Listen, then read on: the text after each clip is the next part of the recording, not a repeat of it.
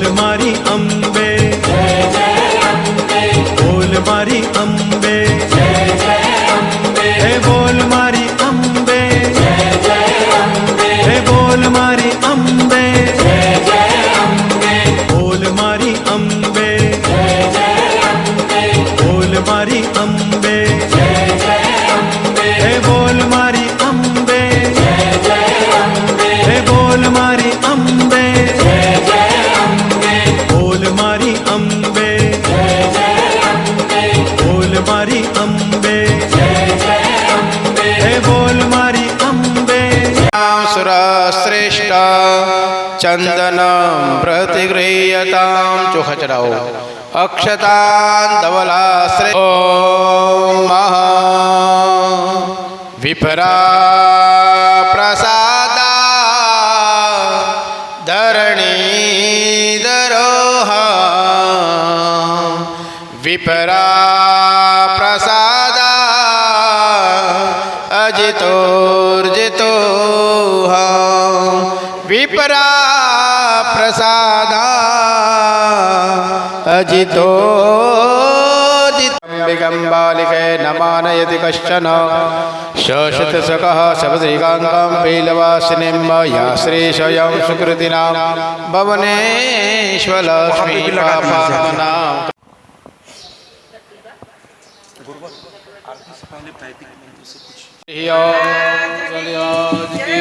जय सद्गुरुदेव की जय।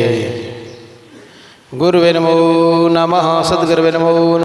रुचक्षसा माम आयुः प्रमोखीर्मो अहं तव वीरं विधीय तव देवी सिद्रन्दसि अम्बे अम्बिकं बालिके न मानयति कश्चन शशतसकः शुभद्रिकाङ्कां पीलवासिनीं महादिवडा जगमग जगमगताय दिवडा जगमग जगमगताय आरती अम्बे मातने ताय आरती कुलदेवी मातने ताय दिवडा जगमग जगमगताय दिवडा जगमग जगमगताय माडी अमे लाव्या फूलो नाहार माडी अमे लाव्या फूलो नाहार फूलड़े पूजन तमारा थाय फूलड़े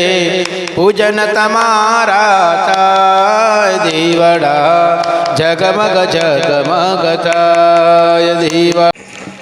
आज के चतुर्थ दिवस के इस सत्र को प्रारंभ करते हुए नगर के देवी देवता को मेरा प्रणाम है। इस स्थान के देवी देवताओं को भी मेरा प्रणाम है। इस ग्राम के देवी देवता को भी मेरा प्रणाम है। आप सबके कुल देवी देवता को मेरा प्रणाम है। और मैं अपनी आदि शक्ति जगत जननी जगदम्बा को प्रणाम करता हूँ। कल इस एक अद्भुत घटना घटी है, उस पर हम चर्चा बाद में करेंगे। कल अद्भुत घटना घटी है महाराज।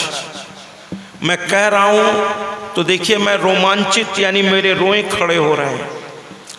जिसने इसको समझा उसने तो प्रणाम किया, खूब दर्शन किया। और मैंने बाद में जब थोड़ा फुर्सत में मैं बैठा, रात को 1 बजे के आसपास जरा हम फ्री होकर के जब अपने कमरे में एकांत में बैठे तो मैंने नेट खोला। इंटरनेट पे ये बात छाई हुई थी, क्योंकि ऐसी घटना न कभी घटी थी न कभी शायद आगे घटेगी। हम इस पर बाद में आएंगे। और ये कथा लाइव जा रही है, तो जब इस घटना का मैं जिक्र करूंगा तो अभी इसके ठीक पहले मैं विंध्याचल में कथा कर रहा था। विंध्य पर्वत पर विंध्यवासिनी आप सभी जानते होंगे, वहाँ के पुजारियों ने सहस्त्र चंडी यज्ञ किया था। और मेरी कथा, मेरी मैया की कथा उन्होंने आयोजित की थी। और वहाँ भी एक चमत्कार हुआ था। और कल दिलीप जी अभी आ जाएंगे थोड़ी देर में, वो दौड़ते हुए आए मेरे पास और कहने लगे महाराज जी चलिए, अभी उस पर हम बाद में आएंगे जब और लोग अभी आ जाए। और ये लाइव जा रही है तो विंध्याचल के कुछ लोगों को मैं लाइव ही मतलब बुलाऊंगा जिससे वो सुने और वहाँ की घटना भी बताऊंगा और ये वाली घटना का मतलब क्या है जो मेरे समझ में आया वो भी मैं आपको बताऊंगा।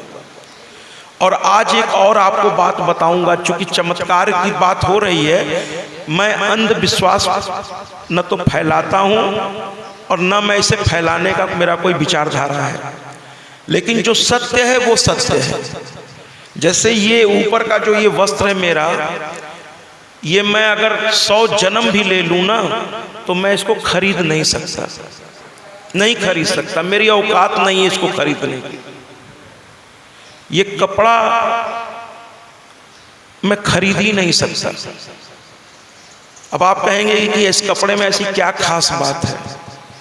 ये मेरा कपड़ा नहीं है भैया, ये मैं गया था, गया बोध गया। तो वहाँ अंतर्राष्ट्रीय स्तर पर महात्मा बुद्ध की स्थान है, मैं इस पे भी आऊँगा। और वहाँ क्या घटना घटी, ये कपड़ा भगवान गौतम बुद्ध के शरीर के ऊपर पहनाया गया था। ये वो कपड़ा है, ये वो कपड़ा है। मैं कथा में एक दिन इसको पहनता हूँ और ऐसे मैं पहनता हूँ 5वें दिन, लेकिन आज मैंने इसलिए पहना है कि कल रात को मैं आधा 1 घंटा में रोता रहा, मैं बैठ के खूब रोया। और क्यों रोया? दुख से नहीं रोया, अपनी माँ की करुणा पे रोया कि मेरी माँ कितनी दयालु है, कितनी कृपालु है। क्यों नहीं हम लोग साधना करते हैं? थोड़ी सी साधना में मैया मुझको इतना कुछ देती है। और मेरी साधना की तो अभी क ख ग घ चल रहा है, मैं तो ये मानता हूँ अभी तो क ख ग घ चल रहा है, यानी प्राइमरी स्टेज। जो बड़े बड़े साधक हैं, जो हिमालय पर बैठे हुए हैं, जो किसी से नहीं मिलते, गुफाओं में रहते हैं, कुछ नहीं खाते महाराज, सोचिए उनको ईश्वर के कैसे कैसे अनुभव हुए होंगे महाराज। इस पर मैं बाद में आऊंगा।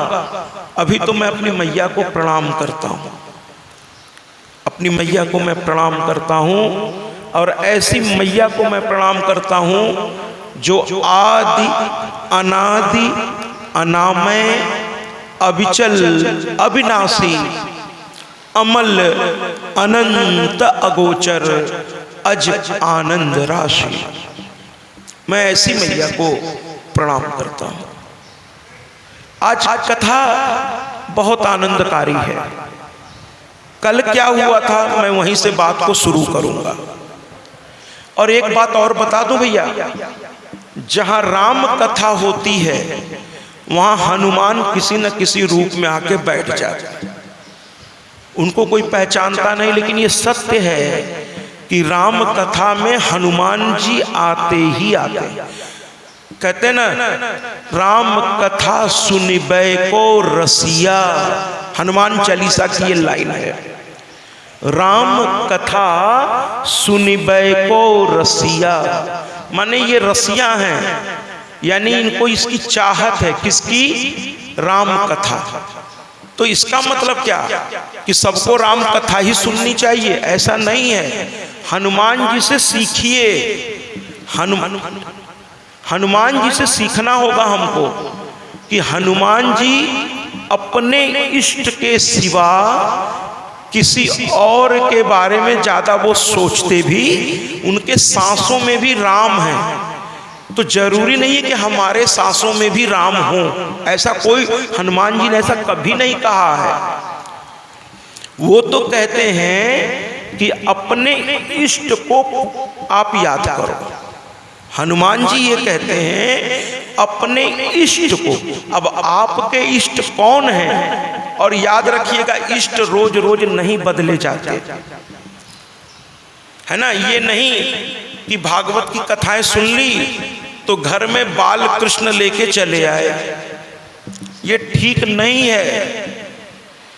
आपके हर खानदान के एक देवी देवता होते हैं। हर कुल के कुल देवता कुल देवी होती हैं। आपके घर में अगर तस्वीर होनी चाहिए सबसे पहले तो अपने कुल देवी कुल देवता की होनी चाहिए। ये ध्यान रखिए, कुल देवी कुल देवता की तस्वीर, और उसके साथ साथ आप अपने इष्ट की भी तस्वीर रखिए। इष्ट, और सबके इष्ट अलग अलग होते हैं। सबके इष्ट अलग अलग होते हैं। कोई हनुमान को मानता है, कोई राम को मानता है, कोई कृष्ण को मानता है ना? कोई काली को मानता है, कोई दुर्गा को मानता है। बिल्कुल मानिए, किसने रोका है आपको? बिल्कुल मानिए, किसी ने आपको नहीं रोका है। जिस पर आपका मन आ जाए, लेकिन फिर उसको बदलिए नहीं। आज राम की कथा सुनी तो जाके राम जी को रख लिया, कल कृष्ण की कथा सुनी फिर कृष्ण जी को रख लिया। ऐसे नहीं चलता। एक बार कहते हैं ना, एक बार जिसको चाह लिया फिर उसी को चाहिए। कभी इसको कभी उसको, किसी ने कह दिया हाँ रामचंद्र भगवान की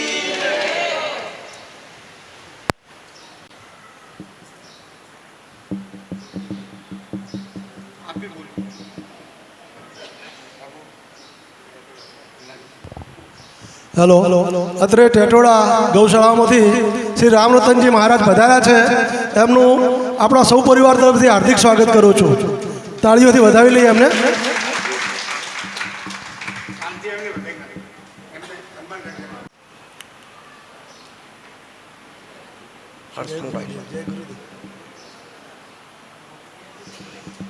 સંતોનું જ્યારે સ્વાગત થઈ રહ્યું હોય ત્યારે આપણે જોરદાર તાળીઓથી વધાવીશું।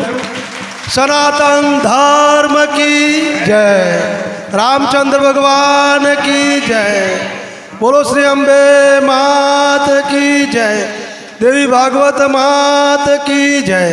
फोन आपका आया कि आप कहीं और हैं, तो फिर हम लोगों ने मंदिर में दर्शन किया और वापस आ गए। लेकिन आप स्वयं आ गए, ये आपका बहुत बड़प्पन है। आपके श्री चरणों में मेरा सत नमन, वंदन और आपका अभिनंदन। आप जैसे संतों से ही तो, आपके चरणों के धूल से ही तो हम सबको ऊर्जा मिलती है। आप लोगों ने अपना पूरा जीवन सनातन धर्म में लगा दिया है। आपके सम्मान में बोलना सूरज को दिया दिखाने जैसा होगा। लेकिन इतना जरूर कहूँगा कि मेरी माँ का ये प्रांगण और उस पर से एक आदरणीय संत का आगमन, आज इन दोनों का संगम, और माँ के द्वारा जो कुछ यहाँ बुलवाया जा रहा है, माँ सरस्वती, तो त्रिवेणी के दर्शन तो आज हम लोगों को यहीं हो गए महाराज, यहीं हो गए। संत बड़े भाग्य से आते हैं और स्वयं चलकर आ गए तो फिर भाग्य कहना भी कम लगता है, सौभाग्य कहिए इसको, सौभाग्य। तो मैं आपके चरणों में बार बार वंदन करता हूँ। महाराज श्री ने पूछा, जहाँ तक मैं, क्योंकि मुझे गुजराती आती नहीं है, लेकिन आपने पूछा कि आप कहाँ से, मैंने कहा मैं प्रयागराज से हूँ, मैं प्रयागराज से हूँ। तो आइए माँ की कथा को बढ़ाते हैं। व्यासपीठ की अपनी कुछ मजबूरी है कि एक बार यहाँ आरती शुरू में हो गई और मैं बैठ गया, तो मैं चाहूँ भी तो नीचे अभी बिना आरती अंतिम हुए उतर नहीं सकता। वरना जब भी मैं किसी संत को देखता हूँ तो मेरा मन करता है कि उसके चरणों के पास बैठूं और थोड़ा उसकी ओर देखूं, तो उसकी आभा की एक हल्की सी झलक भी अगर मेरे शरीर में आ गई तो मेरा जीवन धन्य हो जाएगा। तो मैं संतों के चरणों के पास बैठना पसंद करता हूँ। लेकिन मजबूरी है, शरीर से मैं यहाँ हूँ, अपने भाव से मैं आपके चरणों के नीचे ही बैठा हूँ महाराज। आशीर्वाद दीजिएगा कि आपके चरणों के आशीर्वाद से, माँ की कृपा से जो मैं बोल सकूं, माँ जो बुलवा दे वो माँ की कृपा।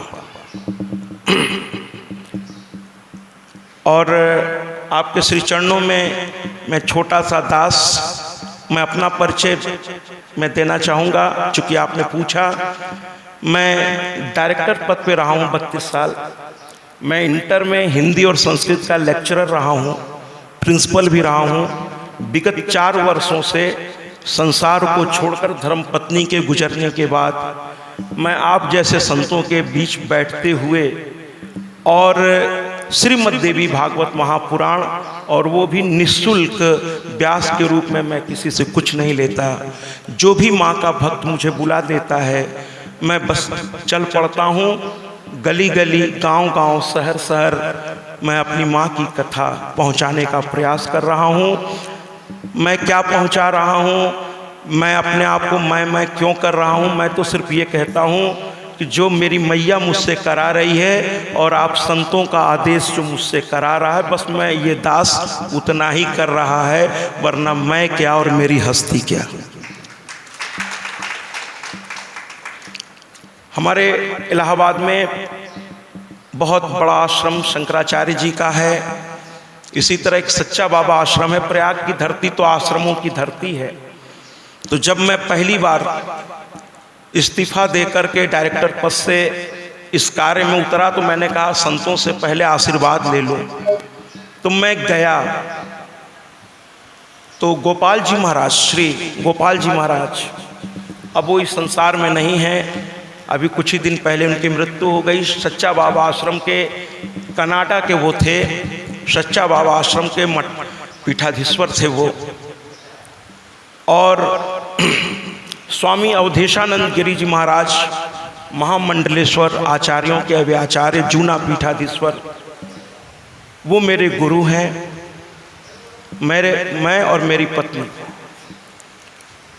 तो वो मेरे गुरु हैं। उनके चरणों के धूल का धूल भी बनने का क्या, मेरी हस्ती क्या। बस मैं तो आप संतों की ओर बस देखता रहता हूँ। तो मैं जब पहली बार इस क्षेत्र में उतरा तो सबसे पहले मैंने संतों से आदेश लेना जरूरी समझा। तो मैं गया तो जैसे आप बैठे हैं वैसे वहाँ के पीठाधीश्वर अपने आसन पर बैठे थे, और जैसे हमारे प्रभु जी देखिए कितनी विनम्रता से ज़मीन पर बैठे हुए हैं। तो मैं भी जा कर के वहीं पर एक कालीन बिछी हुई थी, मैं वो आसन देने लगे। मैंने कहा कोई आसन की ज़रूरत नहीं है। लोगों ने मेरा परिचय, उस समय चूँकि मेरा परिचय वही था कि डायरेक्टर हैं, यही कह के उन्होंने परिचय करवाया। फिर मैंने बताया कि मेरी ये इच्छा है। तो वो मेरी शांति से, जैसे आप मेरी बात सुन रहे हैं, वो शांति से सुनते रहे। थोड़ी देर तक सुनते रहे। अचानक खड़े हो गए। मुझे लगा कि मेरी कोई बात से शायद वो नाराज़ हो गए और लगता है मेरा हाथ पकड़कर अपने कक्ष से मुझे बाहर भगा देंगे, क्योंकि संतों का अलग ही स्वभाव होता है। थोड़ा मस्त होते हैं, अपने ही उसमें मस्ती में रहते हैं, वो ईश्वर में लीन होते हैं, उनको दुनियादारी से कुछ खास लेना देना होता नहीं। तो मुझे तो लगा कि लगता है हाथ उठा के ये मुझको बाहर भगा देंगे। बड़ी तेज़ी से वो उठे और मुझसे उन्होंने कहा उठिए। अब मैं घबरा गया, मैं खड़ा हो गया, और जैसे ही खड़ा हुआ उन्होंने सीने से मुझको लगा लिया। कहा कहाँ थे अभी तक आप? हैं, ये भौतिक संसार जल्दी छूटता नहीं है, और आप जैसे पढ़े लिखों की इस क्षेत्र में बहुत ज़रूरत है। मैं तो ढूंढ रहा था ऐसे लोगों को, और आप निःशुल्क करिएगा तो बहुत अच्छी बात है। हम सभी संत आपका साथ देंगे। और वो आज भी मुझको प्रिंसिपल साहब ही कहते हैं। औरों के लिए मैं सत्याजी महाराज हो गया, लेकिन वो मुझको प्रिंसिपल साहब ही कहते हैं। और उन्होंने मुझे कंधे पर हाथ रखकर कहा ध्यान रखिएगा, इस काम में बड़ी संघर्ष भी मिलेगी आपको। और उन्होंने मुझको श्रोताओं का श्रेणी भी समझाया कि कुछ श्रोता तो भाव से आते हैं, अब कुछ श्रोता ये देखने आते हैं कि ये बोलते क्या हैं, कुछ श्रोता एक श्रद्धा से आते हैं, और कुछ श्रोता किसी के औपचारिकता में साथ में चले आते हैं। उनका कथा से कोई लेना देना होता नहीं है। वो श्रोताओं की श्रेणी भी हमको समझाए। फिर इसके बाद उन्होंने पूछा वस्त्र क्या पहनेंगे, तो हमने कहा गेरुआ पहनने का तो मेरा हक ही नहीं है। फिर उन्होंने मुझे सीने से लगाया कि अगर आप इस सब चीज़ों को समझते हैं तो जाइए, आप सफल रहेंगे और हम सभी आपका साथ देंगे। कोई दिक्कत होगा तो आप सीधे मुझको फ़ोन करिएगा। पर्सनल नंबर उन्होंने मुझको दिया अपना, कहा सीधे मुझसे बात करिएगा। और बहुत स्नेह मिलता रहा महाराज जी का। लेकिन अभी कुछ दिन पहले अचानक हृदय गति रुकने से हम लोगों के लिए बहुत दुखदाई था वो समय। बहुत प्यारे थे, संत होते ही प्यारे हैं, उनमें अहंकार तो होता नहीं। वो कहते थे संत का मान क्या और अपमान क्या, है ना। उनके भाव इस शरीर से बहुत ऊपर थे। तो सभी संत इतने आदरणीय होते हैं कि इन्हें नहीं आप माला पहनाओ, आप इनका सम्मान, कोई फर्क नहीं पड़ता इनको। इनका तो कुछ और ही लगा हुआ है लो। अभी इस कथा में भी ये बात आएगी। जब नारद जी दक्ष प्रजापति के पास आएंगे तो वो पाद अर्ध से पूजन करेंगे, तो नारद कहते हैं मुझे इसकी ज़रूरत नहीं है भैया। तो दक्ष प्रजापति कहते हैं कि फिर आप आगमन किए हैं तो उसका कुछ वजह होगी। कहें अरे साक्षात जगदम्बा तुम्हारे घर आई है, मैं जरा देखने आया हूँ कि जो शक्ति की पुंज है वो बाल स्वरूप में दिखती कैसी है। उसकी लीला देखने आया हूँ, उसके चरणों को चूमने आया हूँ और उसके धूल को अपने मस्तक से लगाने आया हूँ। तो संत बहुत उच्च स्थान है। पुनः आपको मैं प्रणाम करता हूँ और कथा की ओर अग्रसर होता हूँ। आइए कथा की ओर चलें। तो जैसा कि मैंने कल कहा कि मेरी माँ प्रकट हो गई, लेकिन प्रकट कैसे हुई? जब महिषासुर इतना मर्यादाओं को तोड़ बैठा, सारी शक्ति उसने अपने अधीन कर ली, और अगर शक्ति दुष्ट व्यक्ति के हाथ में चली जाए तो वो सिवाय दुरुपयोग के उसका कुछ कर ही नहीं सकता महाराज। तो महिषासुर मनमानी करने लगा। देवता त्रस्त हो गए, लेकिन उसे वरदान था। देखिए मैं 3 दिन से यही कह रहा हूँ कि राक्षस भी जानते थे कि तपस्या और साधना में बहुत शक्ति होती है, इसलिए पहले वो साधना करते थे और साधना से वो वरदान प्राप्त कर लेते थे। उसके बाद फिर वो अनेत करते थे। आप इतिहास उठा के देख लीजिए, हर जो बड़े नाम आपको मिलेंगे राक्षसी वृत्ति वाले। अच्छा भैया एक चीज और बता दे रहे हैं आपको कि राक्षस में भी कई अलग अलग शब्द हैं, लेकिन सबका अर्थ एक नहीं है।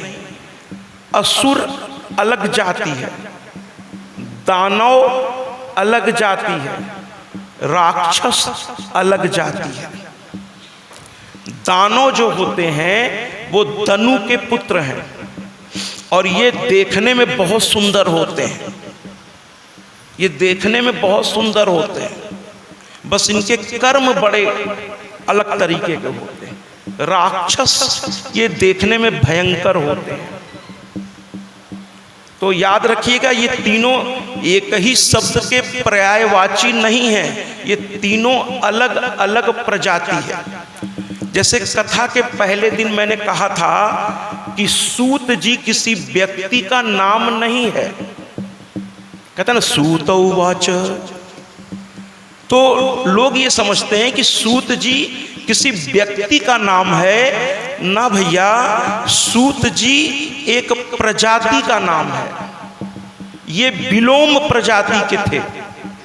अब आप कहेंगे महाराज विलोम प्रजाति थोड़ा समझाइए, तो मैं आपको समझाता हूं कि अगर स्त्री क्षत्रिय हो और पुरुष ब्राह्मण हो, या फिर पुरुष क्षत्रिय हो और स्त्री ब्राह्मण हो, और इन दोनों के संयोग से जो पुत्र उत्पन्न होगा, न तो वो पूर्ण रूप से क्षत्रिय है, न पूर्ण रूप से वो ब्राह्मण है। आंशिक गुण है, क्योंकि माँ या बाप में से एक क्षत्रिय है और एक ब्राह्मण है। तो ऐसी प्रजाति को विलोम प्रजाति कहा गया। और उस प्रजाति के लोगों को अब कहा गया कि क्षत्रिय तैयार नहीं थे अपने में लेने को, और ब्राह्मण तो बिल्कुल तैयार नहीं थे इनको अपने में लेने को। तो एक नई प्रजाति उस समय डिफाइन की गई और उसे सूत जी कहा गया। सूत, इनका काम क्या हुआ कि जो घोड़े थे राजाओं के, रथों घोड़े, उनकी देखभाल करने का काम इनको दे दिया गया। अब ये सूत कहलाने लगे। लेकिन कुछ लोग अपने काम से संतुष्ट नहीं होते, उनकी इच्छाएं बहुत ऊपर जाती हैं, वो महत्वाकांक्षी होते हैं। तो उसमें से एक युवक था जिसको बहुत महत्वाकांक्षा थी। इस युवक के बारे में बताने से पहले एक और शास्त्र के अनुसार देखिए, कभी कभी कहते हैं ना कि एक ही बात के अलग अलग कई तर्क होते हैं। तो कुछ विद्वानों ने तो ये मान लिया कि अगर स्त्री ब्राह्मण या क्षत्रिय, पुरुष ब्राह्मण या क्षत्रिय, और इन दोनों के मिलन से कोई पुत्र हुआ उसे सूत कहे। लेकिन कुछ विद्वानों ने कहा नहीं, ऐसा नहीं हुआ। फिर कैसा हुआ? तो कहे एक जगह यज्ञ हो रहा था। ध्यान से सुनिएगा, सूत जी के जन्म के बारे में मैं आपको बता रहा हूं। जबकि देवी भागवत में सूत जी ही कथा सुना रहे हैं, लेकिन वास्तव में ये कथा कई जगह चल रही है। व्यास जी जन्मेजय को सुना रहे हैं, कार्तिकेय जी अगस्त ऋषि को सुना रहे हैं, नर नारायण से नारद जी पूछ रहे हैं। तो ये कथा कई तरह से चल रही है अलग अलग जगह पर, ठीक है। तो सूत जी के बारे में जो मैं कह रहा था, तो कुछ विद्वान सूत जी के बारे में कुछ अलग तर्क लेके आते हैं। कहते हैं कि एक जगह यज्ञ हो रहा था, तो वहां इंद्र के लिए जो आहुति रखी गई थी, इंद्र के लिए, इंद्र कौन? क्षत्रिय। वो आहुति वशिष्ठ जी का मंत्र पढ़ करके वशिष्ठ जी के लिए डाल दी गई। वो मंत्र के बाद, और जब स्वाहा बोल के आहुति छोड़ दी गई, तो अब वो आहुति गई उस इष्ट के पास। अब था वो इंद्र का हिस्सा। ये मैं नहीं, विद्वानों के तर्क हैं। मैं दोनों तर्क आपके सामने रख दे रहा हूं, मानना आपके ऊपर है कौन सा मानना है। तो लोगों ने कहा इंद्र की आहुति स्वाहा कह करके वशिष्ठ को चढ़ा दी गई, गुरु वशिष्ठ। और गुरु वशिष्ठ की आहुति इंद्र को चढ़ा दी गई। और अचानक उस आहुतियों के इस तरह के फेरबदल से उस यज्ञ कुंड से एक पुत्र उत्पन्न हुआ और वो सूत कहलाया। कुल मिला के बात तो वही हुई कि एक क्षत्रिय और एक ब्राह्मण के मिलन से जो हुआ उसे सूत जी कहा गया। अब ये लड़का पहुंच गया व्यास जी के पास और कहने लगा कि गुरुदेव, मैं आपसे शिक्षा ग्रहण करना चाहता हूं।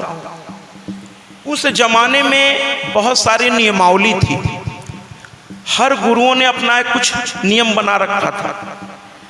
लेकिन व्यास जी ने कहा कि मैंने लिखने को 18 पुराण, 18 महापुराण, 4 वेदों का विभाजन लिख तो मैंने इतना कुछ दिया, आगे भी लिखता रहूंगा, लेकिन इसका प्रचार कैसे होगा? जंगल में मोर नाचा किसने देखा? अगर देवी भागवत यहाँ हो रही है और बाहर प्रचार ही न किया जाए तो कौन, किसको कैसे पता चले?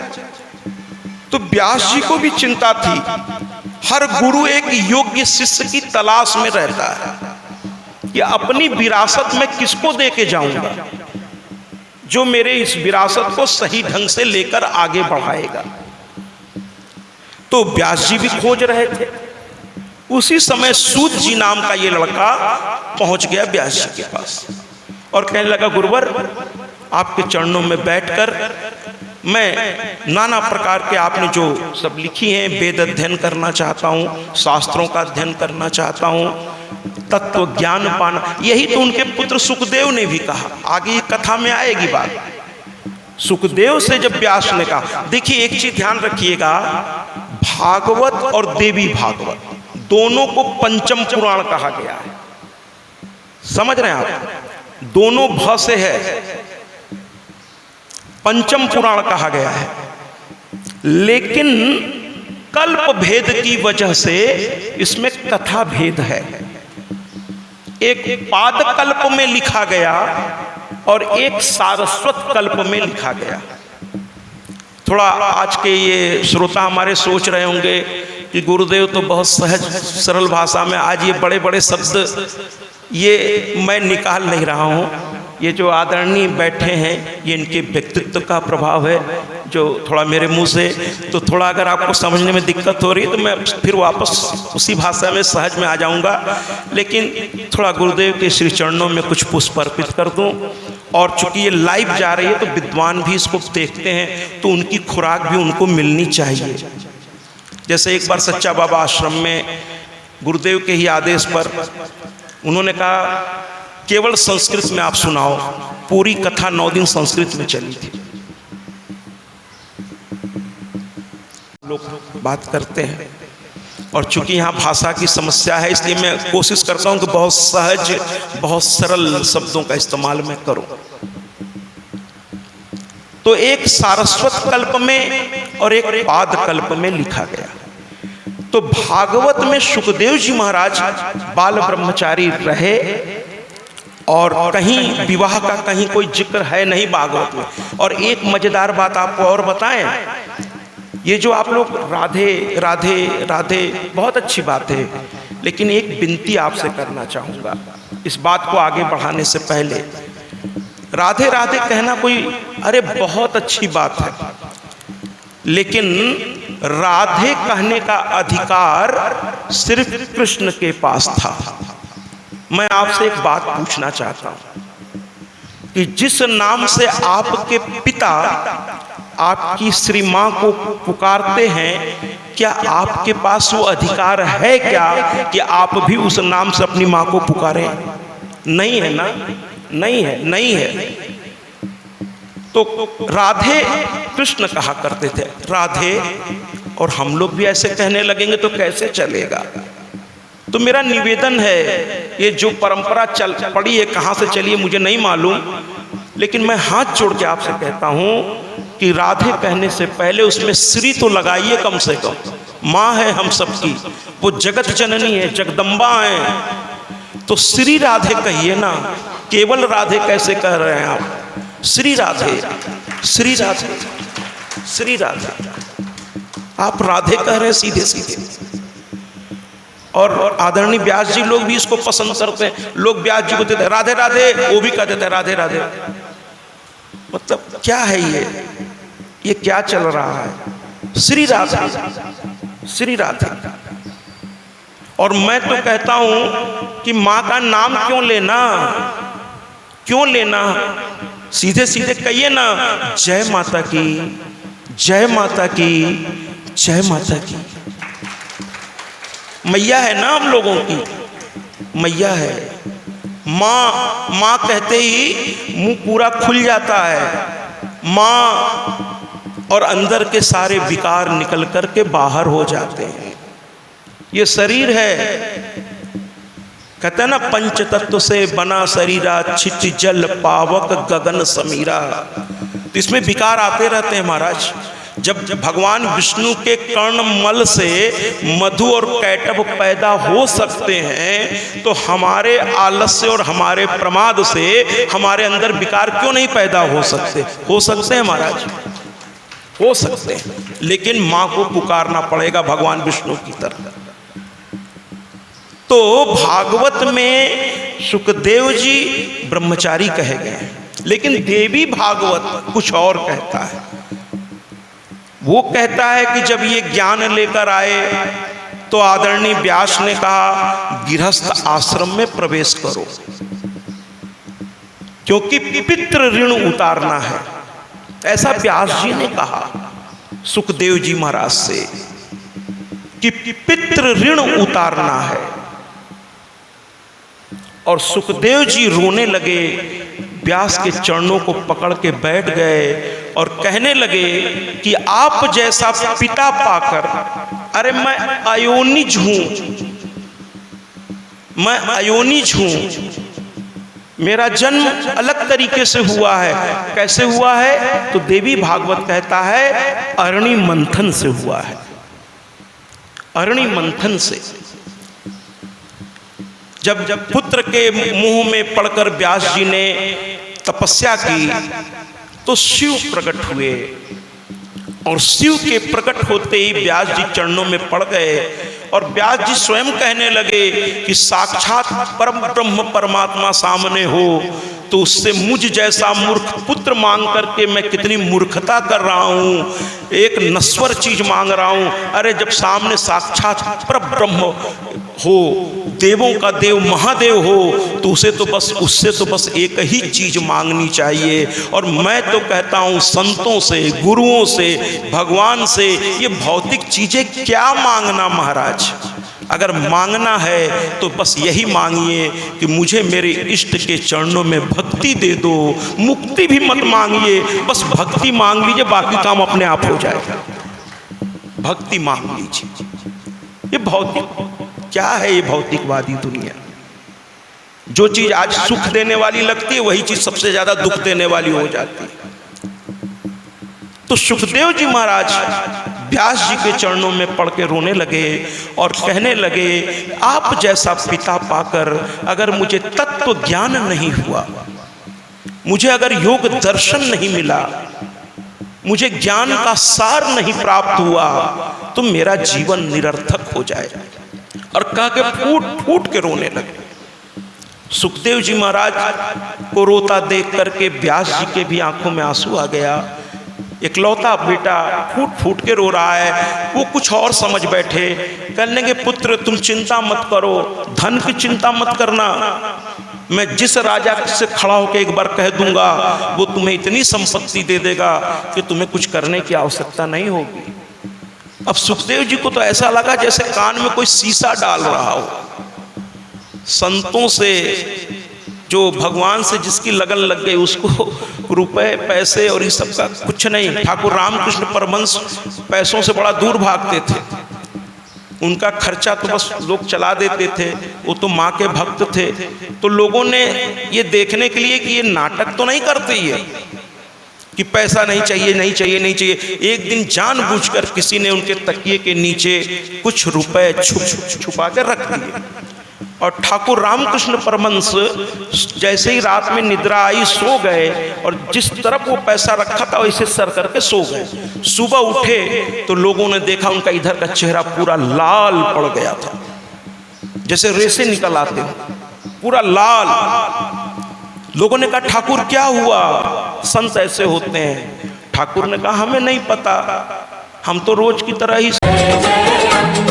बोल मारी